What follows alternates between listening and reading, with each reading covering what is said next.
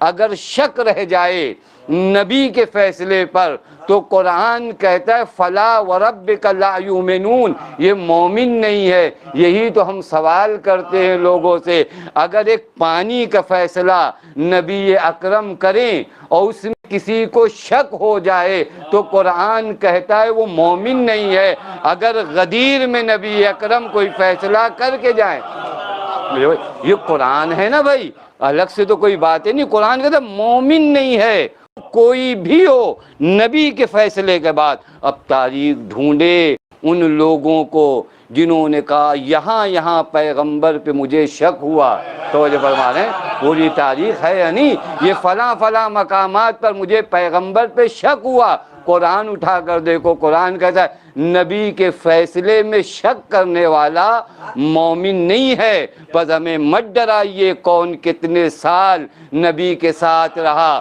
ہم تو قرآن پہچانتے ہیں، قرآن انہیں مومن ماننے کو بھی تیار نہیں ہے۔ ایک صلوات پڑھے محمد وآل محمد صلی اللہ۔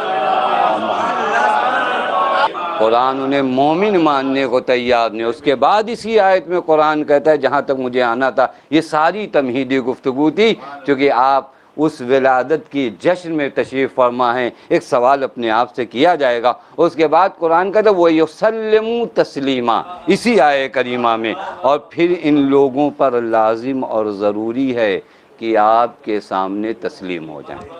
حتیٰ وہ جو مشہور آئے تھے نا، ہمارے یہاں بعض چیزیں اتنی مشہور ہیں کہ ان میں غور نہیں کیا جاتا۔ ہوتا ہے کبھی کبھار ایک راستے سے آپ روز آنا گزریے نا تو بہت سی چیزیں آپ غور نہیں کرتے، کوئی بتاتا دیکھو اچھا یہیں سے تو ہم 2 سال سے گزر رہے تھے، توجہ فرمائیں۔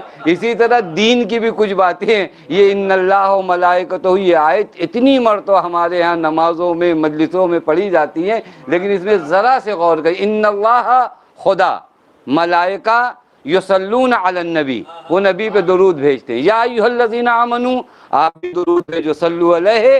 اس کے بعد جو قرآن کیا کہتا ہے، درود نہیں بھیجو، وَيُسَلِّمُ تَسْلِيمًا، درود بھیجنے کے بعد تمہارا مرحلہ یہ ہے کہ نبی کے امر کے سامنے تسلیم ہو جاؤ۔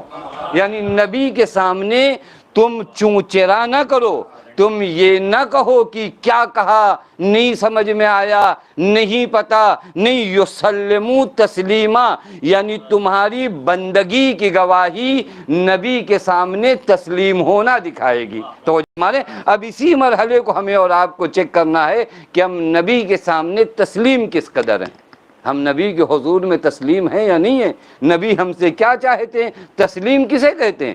تسلیم آپ زارات میں زیادہ پڑھتے ہیں، انی سلم لمن سالمکم وحرب لمن، یہ تسلیم کے مقامات اگر آپ دیکھیں، قلبی معکم، حتیٰ زیارت اربعین میں کیا پڑھتے ہیں، قلبی معکم، اے اہل بیت ہمارا دل آپ کے ساتھ ہے، ہمارا دل آپ کے ساتھ ہے، یعنی میرا دل تسلیم ہے آپ کے سامنے۔ یہ بھی جملہ عجیب ہے، قلبی، میرا دل سلم، تسلیم ہے آپ کے سامنے، ہاتھ نہیں، آنکھیں نہیں، زبان نہیں، کان نہیں، میرا دل آپ کے سامنے تسلیم ہے۔ یعنی کیا، یعنی اے اہل بیت پورے اعضاء و جوارح پر حکومت ہے دل کی، اور یہی حاکم آپ کی تحت حکومت ہے، پس میرا دل آپ کی حکومت کے کنٹرول میں۔